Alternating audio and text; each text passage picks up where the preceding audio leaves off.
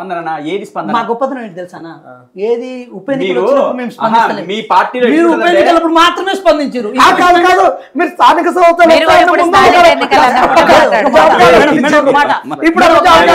భగవంతుని దయ వల్ల అన్ని కాంప్లికేషన్స్ క్లియర్ అయ్యి ఏది కమిట్మెంట్ ఉంటే సార్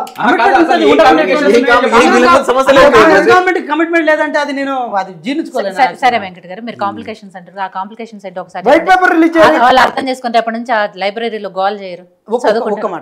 ఒక్క మాట అయితే నేను చెప్తాను మేడం. యాక్చువల్గా ఏంటంటే కాంప్లికేషన్స్ చెప్తాను అదే ఒక్క మాటలో చెప్తున్నా. కాంప్లికేషన్స్ ఈ గ్రూప్ 2 గ్రూప్ 3 ఏదైతే ఉందో గ్రూప్ 1 ఏదైతే ఉందో ఇది ఫస్ట్ క్లియర్ అవుతుంది మేడం. నాకు తెలిసి త్వరలో క్లియర్ అవుతాయి. అయిన తర్వాత బల్క్ నోటిఫికేషన్ అయితే వస్తుంది. ఆ నోటిఫికేషన్ అనేది ఇప్పుడు నేను త్వరలో మళ్ళీ ఆ మాట మళ్ళీ యూజ్ చేయడానికి నాకు అవకాశం అన్నవాడు ఇస్తలేదు. ఇది వచ్చేస్తుంది తర్వాత అంత క్లియర్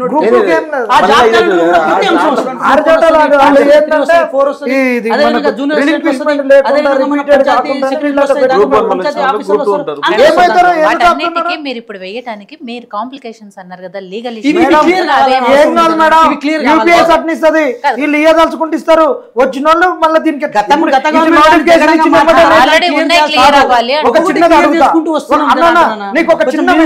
చిన్న విషయం అన్న మీరు తక్కువ మాట్లాడాలి మీరు వినాలి. మా ఆవేదన మేము చెప్తాం నోట్ డౌన్ చేసుకొని పోయి చెప్పాలి. అందుకే వారు సావధానంగా వింటున్నారు కాబట్టి మేము కూడా చెప్తున్నాం.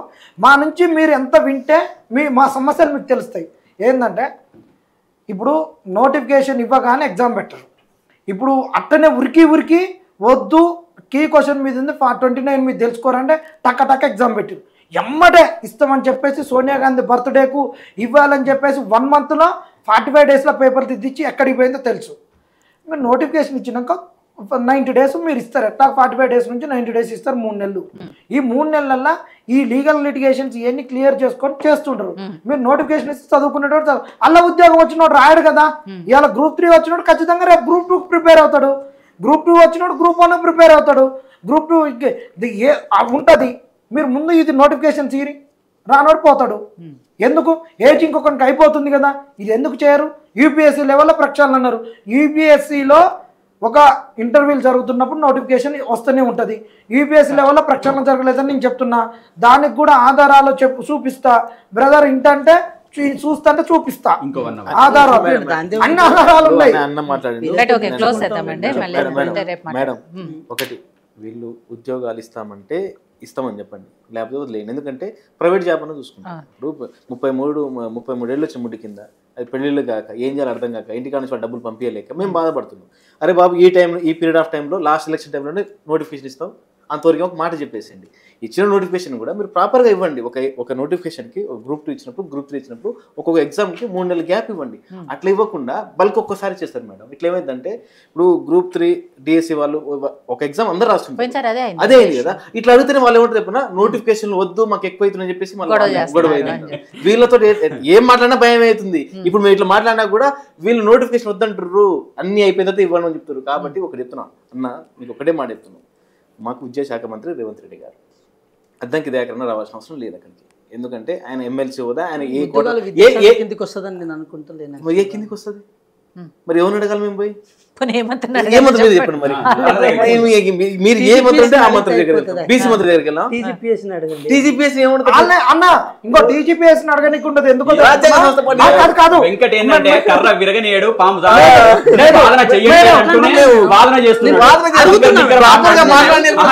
రెస్పాన్సిబుల్ పర్సన్ ఎవరు? విద్యా ఉపాధి అవకాశాలకు బట్టి విక్రమార్క రూపొందించిన రియాజా మరి ఎవరు అడగాలి? ఇప్పుడు విద్యాశాఖ మంత్రి లేడు, విద్యాశాఖ మంత్రి ఆయన మాకు స్పేస్ ఇవ్వడు, ఆయన మాకు టైం ఇవ్వడు, అపాయింట్మెంట్ ఇవ్వడు. నా కంప్యూటర్ మాట్లాడు. మేము విద్యాశాఖ మంత్రి రేవంత్ రెడ్డి గారు అనుకుంటున్నాం. ఆయన మాకు టైం ఇవ్వట్లేడు. ఆయనతో మాకు ఇప్పటిదాకా ఒక చర్చ లేదు. మేము ఎవరిని అడగాలి? అద్దెకి దగ్గర ఆయన ఎమ్మెల్సీ క్వార్టర్లో ఆయన రావాల్సిన అవసరం కూడా లేదు. ఎందుకు వచ్చిండ్రు? ఇప్పుడు ఎలక్షన్స్ ఉన్నాయని వచ్చిండు. అది ఎలక్షన్ లేకపోతే ఇదే అద్దంకి దయాకరణ G29 గురించి ఇంటి దగ్గరికి వెళ్తే కనీసం మా కోసం మాట్లాడలేదు. G29 మీద మాట్లాడితే ఇప్పుడు ఎందుకు వచ్చినాం అంటే ఎలక్షన్ డ్రామాలా? ఒకటే అన్న కంప్యూటర్ ఇప్పుడు పక్కన పెడితే కనీసం ఆయన చెప్పినట్టుగా ముఖ్యమంత్రిని కలిసి ఆయన ఈ సమస్యను చెప్పి పరిష్కారం తీసుకు ఆలోచిస్తే ఓకే అందరికీ సంతోషమే కాబట్టి ఆ ఆ ప్రయత్నం రోజు ఆయన వస్తుందని అయితే చేస్తారో కూడా లేదో మనం తెలియదు. అనుకోవాలి కానీ మేడం, రావాలి నేను అంటే చెప్పేది ఆ ప్రయత్నం నేను చెప్పేది మనం వినండి. ఎందుకైనా నేను రైట్ anyway, close చేద్దాం. నేను చెప్పేది నాన్న అయితే మీరు ఆయన మాట్లాడాల్సిన అవసరం లేదు. రేవంత్ రెడ్డి గారు దీన్ని స్పందించాలి. మేము మిమ్మల్ని బాగానే గౌరవిస్తున్నాం, మీరే మేము గౌరవిస్తున్నాం కాబట్టి మీరు ఇక్కడికి వచ్చి మాట్లాడుతున్నా. ఎవరు అదే మానవత్రాయో లేకపోతే దయాకర్ అశోక్ నగర్ పోతే మట్లేసి కొడతారు. మీరు నిజంగా తిరగండి, నేను చెప్తున్నా. అశోక్ నగర్కి వచ్చి మీరు తిరగండి అన్న, దయచేసి. ఎందుకంటే కొడతారు మిమ్మల్ని. ఎందుకంటే నిరుద్యోగులు ఆవేదన ఉన్నారు. ఆవేదన వాళ్ళ కడుపు కోత వినబడట్లేదు మేడం. వాళ్ళ కడుపు కోత వీళ్ళకి వినబడట్లేదు. వీళ్ళ ఆవేదన కనబడట్లేదు. ఒకసారి వాళ్ళని అడగండి వాళ్ళు ఏం తప్పు చేశారో భగవంతుడా, అసలు ఏం పాపం చేసుకుని వాళ్ళకి వీళ్ళకి అర్థం కావట్లేదు. వీళ్ళకి నిరుద్యోగుల ఆవేదన అర్థం కావట్లేదు. మాట్లాడా నువ్వు వచ్చినావు, నేను డైరెక్ట్ అడుగుతున్నా. ఒకటే ఛాలెంజ్, ఇదే తమ్నేల్ పెట్టి నువ్వు అంటే బడ్జెట్ పైన వచ్చిన వెంటనే వైట్ పేపర్లు రిలీజ్ చేసిర్రు ఖజానా మీద. మీకు దమ్ముంటే గవర్నమెంట్ సెక్టార్లో ఎన్ని ఉద్యోగాలు ఉన్నాయి, ఎన్ని నింపబోతున్నాం ఏందనేది, అందులో అవుట్ సోర్సింగ్ వాళ్ళు కాంట్రాక్ట్ వాళ్ళు నిన్న హౌసింగ్నే వీళ్ళు అవుట్ సోర్సింగ్ కాంట్రాక్ట్ తీసుకోనని 500 మందిని తీసుకున్నారు. అవుట్ సోర్సింగ్ వాళ్ళు ఉన్నారు. రిటైర్డ్ అయిన వాళ్ళని తీసుకోండి అని చెప్పేసి తీసేస్తామని విద్యాసాగర్ రెడ్డి ఉన్నాడు. చెప్తున్నా నువ్వు ఉన్నాయి, నేను చూపిస్తా. ఇప్పుడు చూపిస్తా. ఇప్పుడు వింటావా, చూస్తావా? 5 వైట్ పేపర్లు రావాలి. గవర్నమెంట్ సెక్టార్ మీద వైట్ పేపర్ రావాలి. ప్రైవేట్ సెక్టార్ లో ఎన్ని ఉద్యోగ కల్పన చేస్తున్నారు, మీరు ఎన్ని పెట్టుబడులు చేస్తున్నారు, ఎన్ని ఉద్యోగాలు క్రియేట్ అవుతున్నాయి, తెలంగాణ పిల్లలకు ఎన్ని ఇవ్వబోతున్నావు, వీళ్ళకి స్కిల్ ఏ విధంగా చేయబోతున్నావు అనే దాని మీద ఒక వైట్ పేపర్ రావాలి. 3వ వైట్ పేపర్ అంటే ఆడు లంగా లత్కోర్ పని చేసిండు, లీగల్ లిటిగేషన్స్ ఉన్నాయి అంటున్నారు. మీరు లీగల్ లిటిగేషన్స్ ఏం క్లియర్ చేసిర్రు, ఇంకా ఏమి రావు, దానికి మీరు తీసుకున్న చర్యలు ఏంటిది, దానిపైన లీగల్ వైట్ పేపర్ రావాలి. 4వ వైట్ పేపర్ అన్ఎంప్లాయ్మెంట్ పాలసీ పైన వైట్ పేపర్ రావాలి. మీరు ఉద్యోగాలు రాని వాళ్ళకు ఉద్యోగాలు ఇస్తామన్నారు, ఉపాధి కల్పన చేస్తున్నారు, వడ్డీ లేని రుణాలు ఇస్తున్నారు, కాంట్రాక్టులు ఇస్తున్నారు, ఇవన్నీ చేస్తున్నారు. అన్ఎంప్లాయ్మెంట్ పాలసీ పైన రావాలి. ఇంకొకటి అంటే లీకులు లేనటువంటి జీరాక్స్ బాక్స్ కానటువంటి టీజీపీఎస్సీని చేసిన ఢిల్లీకి పోయి ఎమ్మటే ఫస్ట్ చేసినటువంటి పని ముఖ్యమంత్రి గారు ఢిల్లీకి పోయి యూపీఎస్సీని కలిసిరని మానవతరాయ్ గారు చెప్తున్నారు. మీరు చెప్పుకుంటున్నారు, ప్రతి ఒక్కరు చెప్పుకుంటున్నారు. టీజీపీఎస్సీని ఏ లెవెల్లో మీరు ప్రక్షాళన చేసిర్రు, యూపీఎస్సీ లైన్ లెటర్ చేసిర్రు, వైట్ పేపర్ రిలీజ్ చేయరు. దమ్ముంటి 5 అంశాల పైన వీళ్ళు వైట్ పేపర్లో రిలీజ్ చేయరు. నిరుద్యోగులకు వైట్ పేపర్లో రిలీజ్ చేయరు. ఏది మీరు జిరాక్స్ పేపర్లు వాళ్ళు కదా పంచుకున్నది విదేశాలు.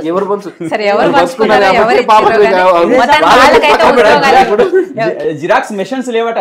ఎవరు పంచుకున్నారు, ఎవరు ఇచ్చుకున్నారు, వాళ్ళకి మాత్రం ఉద్యోగాలు ఇవ్వండి. మేము ఇంకా వీళ్ళకి కూడా చెప్తున్నాం, అప్పుడు వాళ్ళని దించినాం, ఇప్పుడు వీళ్ళు అధికారంలోకి వచ్చారు. ఇప్పటికైనా బీఆర్ఎస్ వాళ్ళు గతంలో చేసినటువంటి ఏంది, ఇప్పుడు మేము పడుతున్నటువంటి పెయిన్స్ ఏంది, మీరు వీటిని తెలుసుకొని లీగల్ లిటిగేషన్స్ వాళ్ళు అన్నట్టు క్లియర్ చేయలేదు. ఇంకా చాలా సమస్యలు ఉన్నాయి. మీరు మాకు సహకారం అందించాలి. ఉట్టిగానే వచ్చి స్టూడియోలలో మా తరఫున మాట్లాడుతున్నట్టు కాదు, బయట మీరు అంటున్నట్టు కాదు. మీరు మాకు వెన్నుదండుగా ఉండాలి. వచ్చే ఎన్నికలు అప్పటికైనా వీళ్ళు పరిష్కరించకపోతే మీరు కూడా మేనిఫెస్టోలో పెట్టుకొని దీన్ని రాజకీయం చేయొద్దు. నిజంగా చిత్తశుద్ధితో ఉండాలి. నీళ్లు నిధుల నియామకాల మీద వచ్చిన తెలంగాణలో నియామకాల గురించి చర్చలు జరగట్లేదు. నీళ్ళ గురించి చర్చలు జరుగుతాయి, నిధుల గురించి చర్చలు జరుగుతాయి. నియామకాల గురించి ఎందుకు చర్చలు జరగవు? అసలు నియామకాలే కదా. అసలు తెలంగాణ ఉద్యమం ఉనికితోటి వచ్చింది. అసలు బలిదానాలు నిరుద్యోగులై వీళ్ళ వల్లనే వచ్చినాయి. ఇవాళ వీళ్ళ అధికారం వచ్చింది నిరుద్యోగుల వల్ల. ప్రతి ఒక్కరు నిరుద్యోగులను వాడుకోవడం నిరుద్యోగ అంశం చేస్తుంటే కానీ మా నిరుద్యోగ అంశం గురించి ఎందుకు మాట్లాడరు? ఖచ్చితంగా బీఆర్ఎస్ వాళ్ళు కూడా దీన్ని ఒక సీరియస్గా తీసుకోవాలి. మీరు నిన్న మొన్న బనకచర్ల గురించి కాలేజీలలోకి వెళ్ళి ఎట్లా చెప్పారు? కాలేజీలలో కావాల్సింది ఏంది? స్కాలర్షిప్లు ఏం కావాలి వాళ్ళకు? రేపు చదువు అయిపోయినాక ఉద్యోగ కల్పన ఏంది? వాళ్ళకి ఫీజు రియంబర్స్మెంట్ ఎందుకైంది అది చెప్పాల్సిన దగ్గర పోయి మీరు బనకచర్ల గురించి చెప్పారు. ఓకే, తెలంగాణ కన్యాం చెప్తారు. ఇప్పుడు కూడా మీరు నియామకాల గురించి కాంగ్రెస్ వాళ్ళు ఏమి ఇచ్చారు, ఉపాధి కల్పన ఏం చేస్తాం, స్కిల్ ఏం చేస్తాం, వస్తుంది మీకు ఏం చేస్తాం, ఒకవేళ మేము అప్పుడు ఏం చేయలేకపోయినా ఇప్పుడు ఏం చేస్తామని చర్చలు జరపాలి. ఇది ప్రతిపక్షాలను కూడా అడుగుతున్నాం. ఊరికే వచ్చి మాకు వచ్చి ఇక్కడ లిప్ సర్వీస్ చేసి ఇక్కడ కాంగ్రెస్ వాడు తంతున్నాడు కాబట్టి మీరు మా దగ్గరకు వచ్చిరంటే మేము మీ దగ్గరికి ఏం రాం. అటు ఒక్కసారి తంతి ఇటు పోయినాం, ఇటు తంతి ఇటు వస్తున్నాం. అందుకని ఈ టీల మధ్యలో వాళ్ళ మధ్యలో ఉండి వాళ్ళు మీ తరపున కొట్లాడడం అంటే ఏది చంపినోడే పాడం వచ్చినట్టు ఉంటది. మీరు కూడా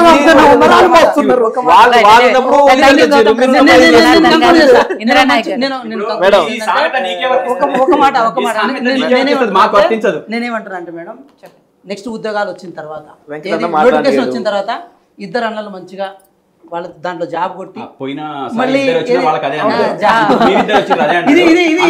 ఇది మంచి తర్వాత దీన్ని ముగిస్తే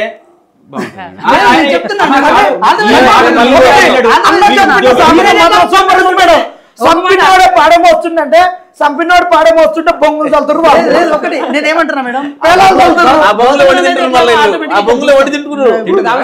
అన్నవాళ్ళు మంచిగా జాబ్ చేసుకుంటూ అడ్మినిస్ట్రేషన్ వాళ్ళు రావాలి, వాళ్ళ రెవల్యూషన్ థాట్ ఏదైతే ఉందో అడ్మినిస్ట్రేషన్ ఇంకా ముందుకు రావాలని చెప్పి కాంగ్రెస్ పార్టీ తరఫున మనస్ఫూర్తిగా కోరుకోవటం కాదు, నోటిఫికేషన్ 100% మీరు కోరుకున్నట్టే ముఖ్యమంత్రి కోరుకోవాలి. థ్యాంక్ యూ గౌతమ్ గారు, జనార్దన్ గారు, ఇంద్రనాయక్ గారు, వెంకట నాయక్ గారు, థ్యాంక్ యూ సో మచ్ అండి డిబేట్లో పార్టిసిపేట్ చేస్తున్నాను. ఇదే ఇవాళ డిబేట్ చూస్తూనే ఉండండి యోహెచ్వి. కింద వెయిట్ చేస్తున్న వాళ్ళ కుర్చీలు బలాలి ఎగరలేదు ఎగరలేదా కుర్చీలు బల ఆ సామెత నాకు ఎట్లా వచ్చింది అసలు?